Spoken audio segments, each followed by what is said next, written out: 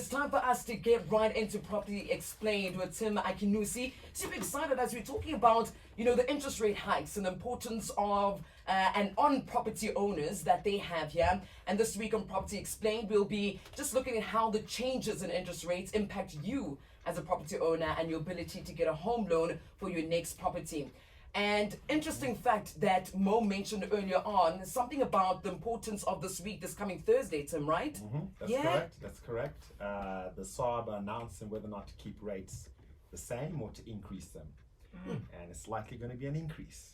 Yeah, because that's the nature of things now. Everything just keeps going up, right? 100%. Yeah. Are you well, Tim? I'm well, Mo. And I was listening to you earlier, and you talked about saying, during the lockdown, we're having those rates go down, and it was nice, eh? Yeah. Ooh. You liked it, eh? I loved it.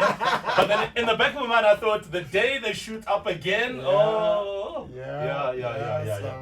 So we're in that cycle now. We were in a downward interest rate cycle at that stage. Inflation was in check, and like every good cycle, everything that goes down must come back up again. And so we're in that space right now. I think one of the questions that people were not asking back in those days was, should I fix my rate? Should I fix my rate? Because it was the right time to just let your rate float. Yeah, I mean, let's talk about that as we talk about the importance of interest rates in the context of property. Yeah. So basically, with interest rates now going back up, right? The question on everyone's mind is, should I fix my rate? What do I do to stem the tide of this thing going up? And the misnomer out there is that when I fix my rate, let's say I've been given prime, which is 8.25 now. The misnomer is that I should fix my rate and I'm going to get 8.25 and I don't have to worry about all the other hikes. But in reality, when you fix your rate, the bank actually applies a buffer to that. So they actually give you 200 basis points premium over and above that fixed rate. So you'd be fixing it at a much higher rate. So automatically you just start paying more. So the reality is that unless you believe that interest rates are going to go up beyond that 2%, you shouldn't be trying to fix your rate. What you should be doing is just accepting that we're in an upward interest rate cycle, and basically you should just be providing for more of your disposable income to cover and absorb those hikes. So that's really the smart thing to do, and that's the situation that we're in now. So then what is the impact of rate hikes on the value of one's property? Right, so when you think about an interest rate hike, right, what the SARB is trying to do is they're trying to curb inflation. So inflation right now is that one thing that needs to be kept in check. In fact, that's primarily the reason why they increase the rates, because when inflation starts to go up, what happens is that they have to put up the interest rates to try to bring it down. And what happens with your property is that your property actually increases in value with inflation because the cost of goods are going up. So the cost of building material is going up, the cost of all the core components that go into building a house goes up. So now new property developers, they actually have to then put up the price of the house because of all the input costs that are also going up. So with the price of the house going up, all of the other houses around the area will also increase.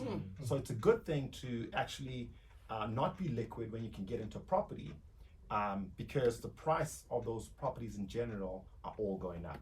So basically inflation erodes away the value of your rand. So don't keep your rand liquid if you don't have to, right? Rather put it into a property because there you can then pretty much mitigate the effects of your rand being lost. Let's talk about lending money from the bank. Sure. I mean, it is prime points. What did you say? 8.25 is the prime lending rate at the moment. Yes. Is there any possibility as a first-time homeowner to get prime, or will you be able to negotiate a better rate with the bank? When is the best time to try and do this? Okay. So as a first-time home buyer, right? Typically, banks will already see that in your profile that you don't have any other assets, etc. So if you're in a position to put down a deposit, automatically they want to give you maybe prime minus 50 basis points, right? But if you are not in a position to put down a deposit, right, what you can at least do is keep your credit score good. Because if your credit score is good, they will still recognize that you're a good profile, a good payer, and they're likely to give you prime or prime minus, right? And right now, because we're in an upward interest rate cycle, what is happening is a key insight that people don't actually know about, but the banks are also increasing the interest rate buffer because they're anticipating for rates to go up. So at some stage, let's call it 18 months ago, you could afford a property at prime. But because they know we're in an upward interest rate cycle hike, what they've done is that they've moved what the buffer is from 8.5. They've actually included already to say, can you afford this property if rates go to 9.25? Sure. So then they've your taken that into affordability- consideration. They take it into consideration, right? Sure. So you want to be able to get in as a first-time home buyer before rates, multiple hikes, start happening. And if you're a landlord, you own property and you're renting it out, can you, because maybe the interest rate's going to go up now, can you immediately change the rate that you're charging your, what do you call it? Your tenants. Can you increase it immediately, or do you have to wait until the new cycle starts before you increase that rate? No, we're contractually bound, my guy. We're not changing nothing. That is the downside of it. Yeah. Is that you actually just can't change that because you have a contract already. So you've got to wait until that contract period ends, and then you as a landlord can give your tenant notice to say, hey, things have changed, the cost of everything is going up. I've got to put up, the rent by 10%. So the landlord carries the cost even though the interest rate has gone up. Yeah. He carries a cost. Yeah. In fact, just to give you some perspective, right, during the lockdown, the banks, anyone who had a bond at that stage could take a 3-month payment holiday. Yes, I remember that. Yes. I remember that. Yes. Yeah. So as a bank, you could offer that to your homeowners, Yeah. right? Yeah.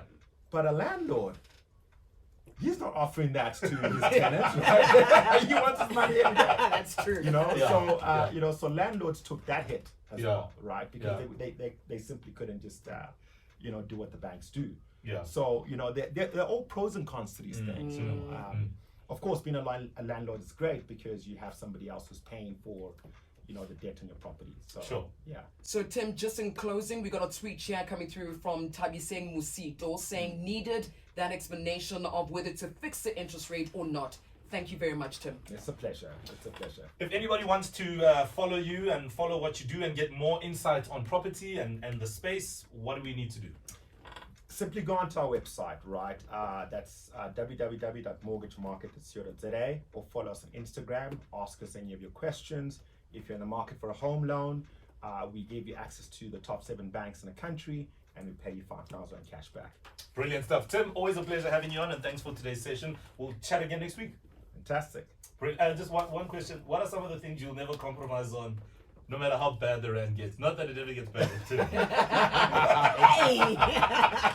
The things I'll never compromise on, right? I'll pay my bond. Great That's a good one. Great answer. All right, Property Explained is back next week, Wednesday. The podcast is also available if you just tuned out but missed out on this conversation around interest rates and how they relate to your property. Check it out. It is very, very useful. Coming up next, your chance to win with Sunlight's dishwashing liquid. Awesome.